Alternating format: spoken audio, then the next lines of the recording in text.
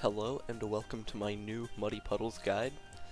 This uses a very fun and cool tower in Dark Champion and a pretty neat save up in my opinion. The first 10-15 rounds in this run are by far the hardest part, so be prepared to lose at the beginning a lot because the dart monkey placements are all pretty tight, and the sniper micro is very annoying. So, we're going to start off by placing a dart monkey precisely in this position. This has two main visual indicators for the placement. You're going to want the range to line up with that tire tread perfectly, and you're going to want the left part of the range to go through the gap between the tire treads. And then you're going to place a sniper up here, 4 shots on strong, 6 shots on last, and then the rest of them for round 6 are on strong.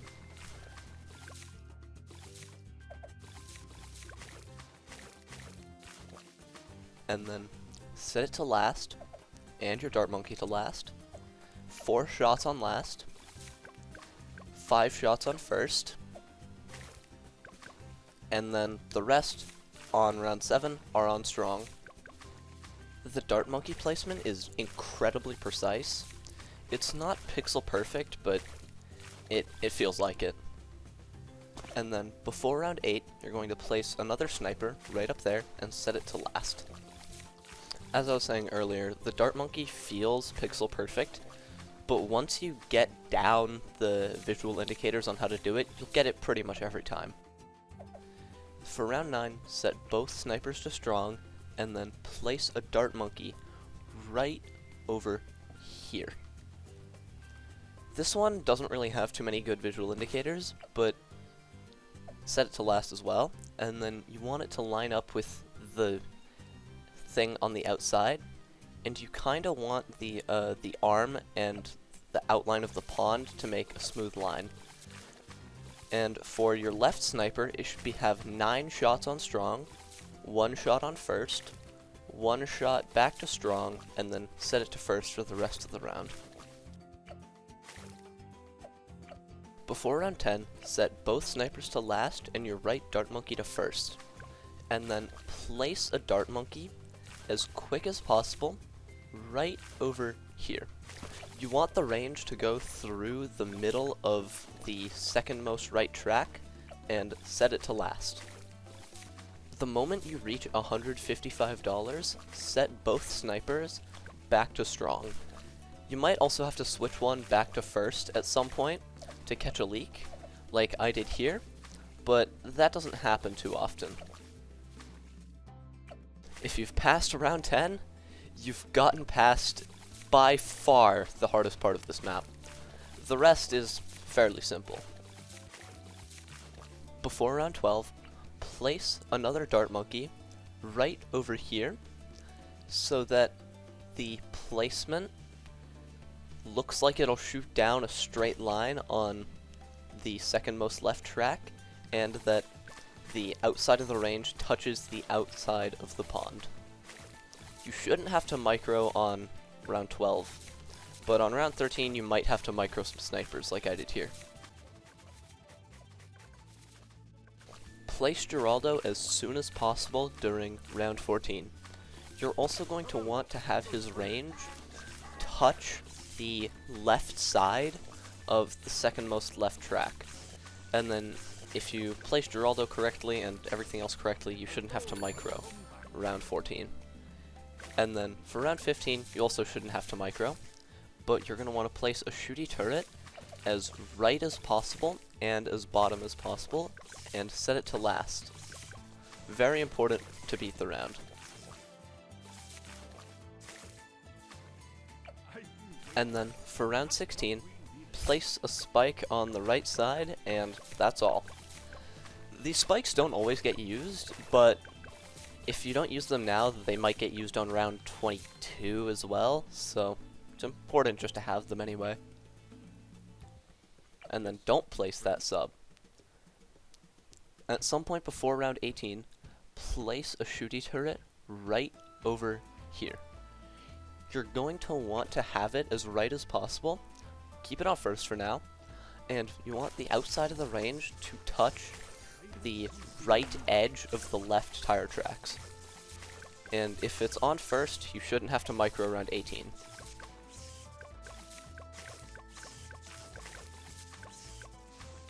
For round 19, you're probably better off just gluing it here because it'll help for 25 as well. But the way I like to do it is to shoot a turret, set to last, and then 2 spikes on that side. And then place a sub right here so that the range goes through the middle of the top and bottom part of the track. And then give it longer range. Your spikes are going to get used a lot here, so there might also be a chance that you die. I don't think there is, but you've been warned. And then for round 21, just glue it. That's all. Just glue it. And then get advanced intel on your sub whenever you can afford it. And then all you need to do for 22 is just to glue it. The spikes from round 16 might end up getting used here. Normally they don't, but sometimes they can if you have bad sub-tracking RNG. 23 should be easy, just get twin guns when you can afford it. And for 24, just place a spike at the end. And then for round 25, we do something super unconventional. We give the sub a sharpening stone, and then place some more spikes at the end of the track. This makes it kind of like the sub that you get with Monkey Knowledge, which is really, really good compared to the normal sub. Before 26, get Full Metal Jacket on your sniper. Doesn't really matter which one you get it on though.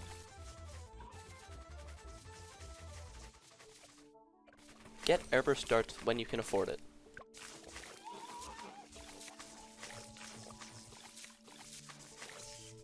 I did it before 30, but you can definitely wait until like 34 to do this. But if you want, just do it now. Get a druid as top right, or just as top as possible in that corner, and then upgrade it to Thorn Swarm and Heart of Oak. You'll be getting Druid of the Jungle once you can afford it, which should be somewhere in the middle of 34. Before 33, give Geraldo a camo potion. This should allow your sub with intel to be able to see camos pretty much everywhere on the map. You should be able to afford Druid of the Jungle at some point in the middle of 34. Switch it back to first because it auto switches to strong for some reason, and then get Hard Thorns. Very useful.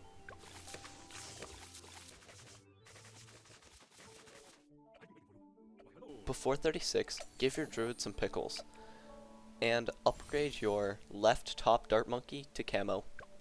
My reasoning for the pickles was, honestly, I originally thought that it reset the druid's attack cooldown because it's an attack speed change, and attack speed changes usually do that. But pickles doesn't for some reason. I thought it would prevent RNG on 36, but it just made the rest of the early game easy, which we take that. And then for the camos on 37, feel free to use another spike if you feel like you need to. Here I didn't have to, but sometimes more gets passed, and I think that's due to sub placement.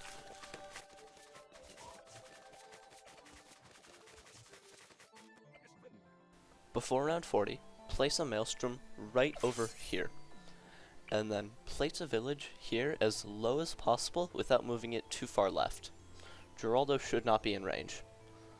And then give it the Monkey Commerce with bigger radius. And then place a base Beast Handler right above it, and it should deal an epic 1 damage to the Moab, which helps a ton. Most definitely. 1 damage. Let's go.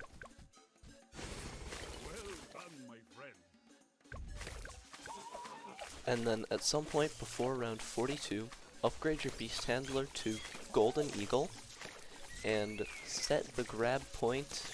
Well, there's not going to be an active track where you can set it yet, but then place a Beast Handler to the left of, or no, the bottom left of your top left Dart Monkey, so it can see pretty much the entirety of the top part of both tracks.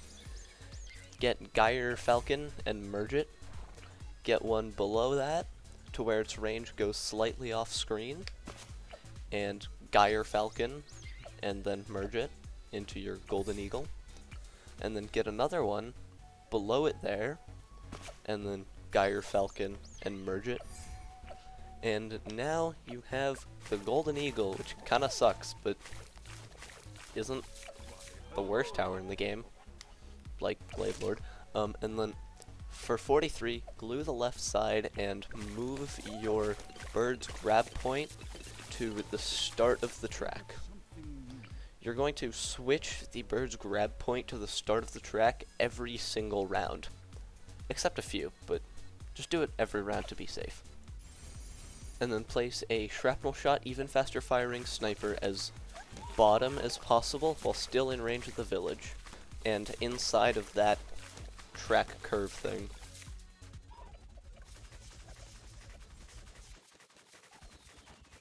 At some point before 47, upgrade your shrapnel sniper to bouncing bullet and glue the second rightmost lane and move your grab point there, obviously. And then get jungle drums on your village.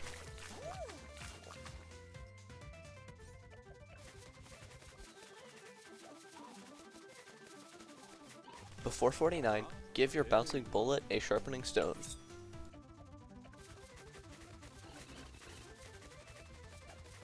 And then before round 50, upgrade your bird to condor and continue to move the grab point to the start of the track every round. And then whenever you can afford it, give your bouncing bullet a 320 alchemist right next to it. It pairs very well with sharpening stone and elk buff, and it kinda carries your mid game. Condor's barely there. Actually, no, it helps a lot. What am I talking about?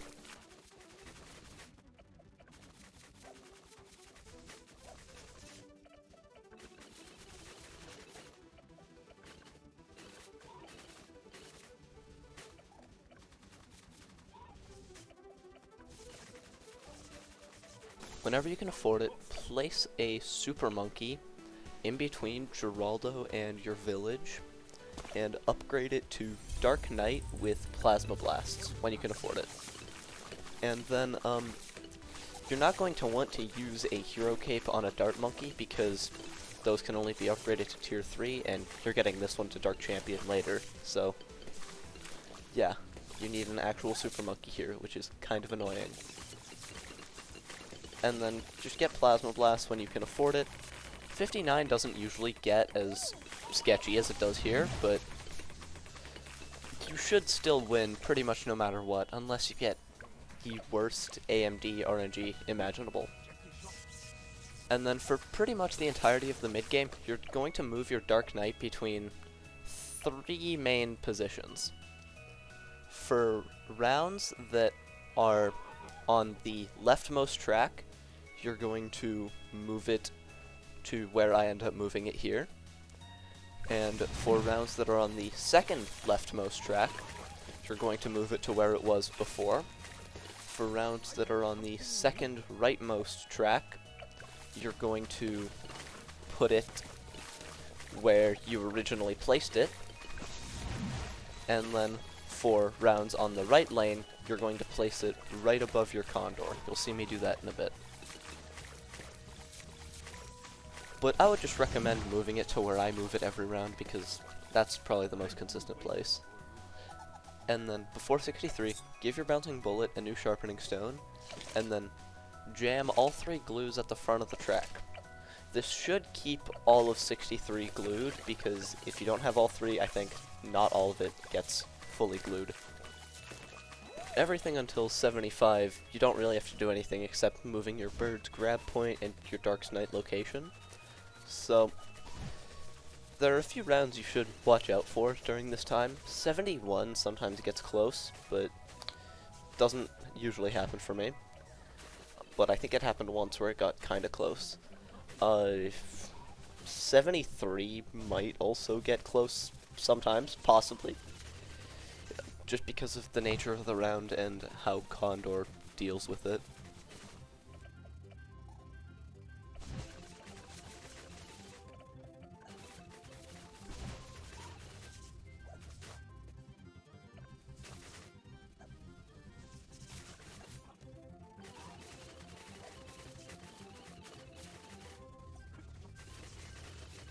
That was a long break of not doing much, but we're back to doing things. Before 75, move your Dark Knight to the position where you originally placed it, and then give the new +1 damage sharpening stone to your bouncing bullet, move the grab point, and that's pretty much all you have to do. Sometimes it gets a lot closer than it does here, but that doesn't happen too often. Probably dependent on like Alpha RNG or something. And then before 76, move your Dark Knight over there, set the grab point, and then glue 76.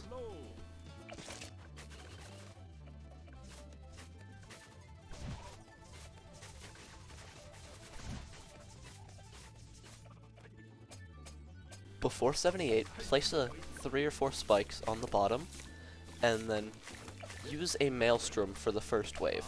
It's also very important that your Dark Knight is in that position. And then I'll explain the timing for the glue in a little bit.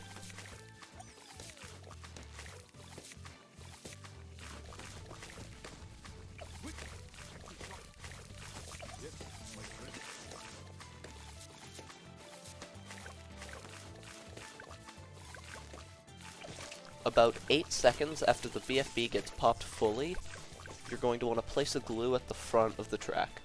This should glue the entirety of 78 and should make it not close at all. Sometimes those spikes get used if you time it poorly though. 79 should be easy, same with 80.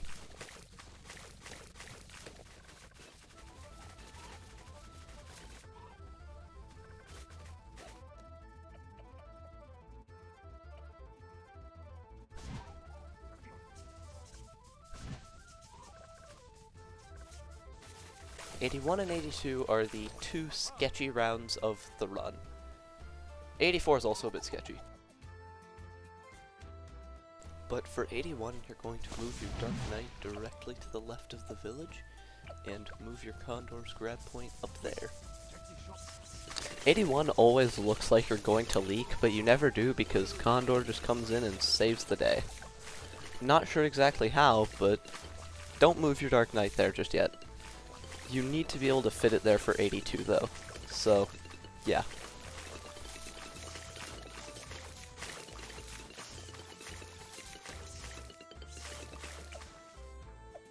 Before 82, move the grab point, and then move the Dark Knight down here as right and as low as possible.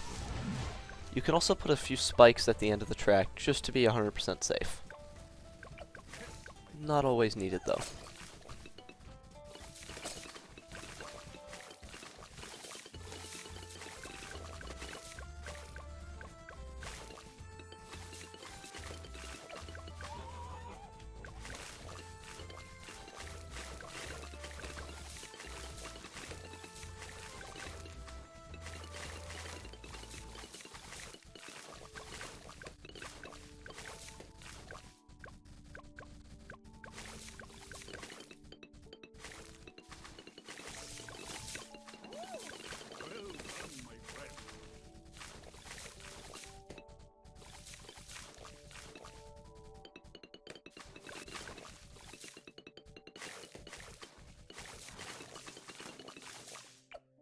If you beat 82, you've pretty much won the entire run. For 83, just move your Dark Knight back over here. And set the grab point, obviously.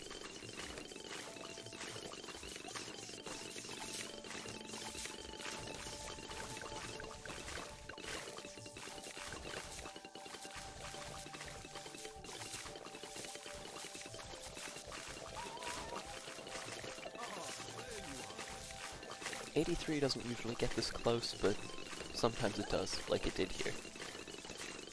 And then, for 84, you're going to move your Dark Knight right over here, set the grab point, and you're going to buy Dark Champion as soon as you can afford it. because I'm pretty sure you die if you don't buy it. And from this point onward, the rest of the game is pretty easy. For 85, just move your Dark Champion here. From now on, I would recommend moving your Dark Champion to where I move it every single round, because those are the most consistent spots for my testing. Except 91, you might want to put it a bit lower than I do there.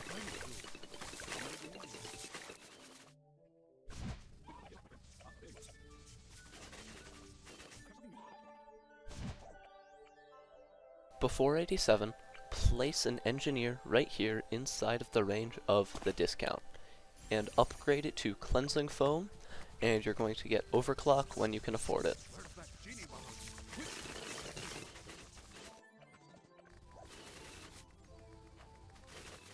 After round 88, you are going to give a Chemo Potion to your Dark Champion, to your Bouncing Bullet, and you're also going to pickle your Bouncing Bullet. And also give a Jerry Fire to your Dark Champion. And you can leave it here for now.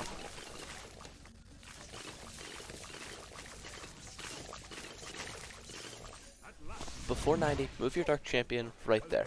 Personally, I would recommend you move it a bit lower, just so you don't risk a horrible death on 91. So, yeah, just move it a bit lower to where I do it. Probably place it above the Dart Monkey that you placed first, and then get overclock as soon as you can afford it.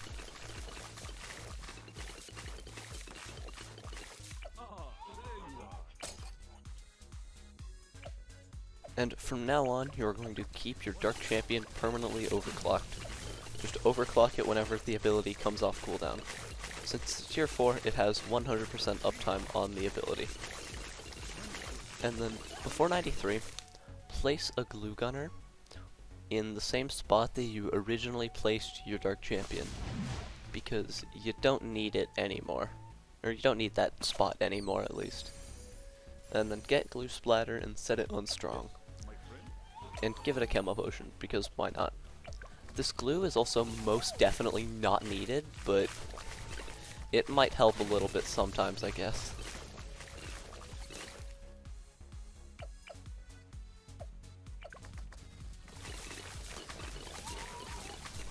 Toward the end of 94, if anything leaks and goes past your Dark Champion, be prepared to move it down to next to your Alchemist, or where it was for 82. If you did do that, move it to the center right below Geraldo before 95, or during the purple wave. And remember to keep it overclocked. That is very important for this strategy to work. Oh yeah, and then give some pickles to your Bouncing Bullet. Doesn't really help, but I don't know, might help a tiny bit. Remember to keep moving your Condor grab point thing.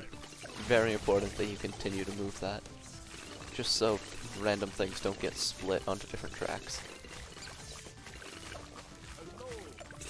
And then, new Sharpening Stone on your Bouncing Bullet. So, round 97 is probably the hardest round of the run. Not really, but get a first strike, move your Dark Champion up here, and then use the ability off cooldown.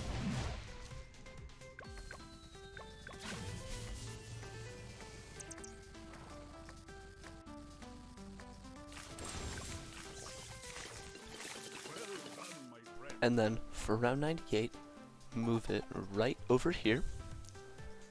Right there. Double Genie, because, yeah, you can do that. And then, more random Geraldo nonsense.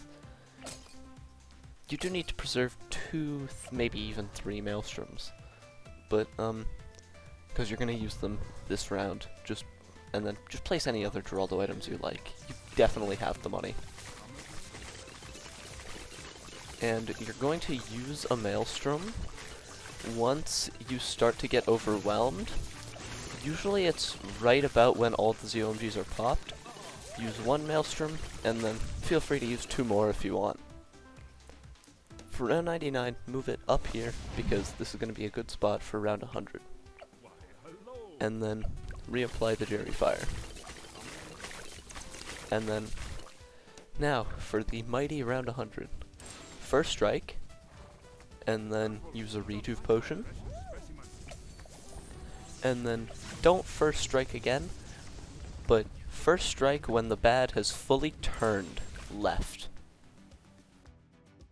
Good job.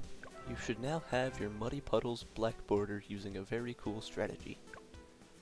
Hope you have a nice rest of your day. Goodbye. Well, no more guides for a month.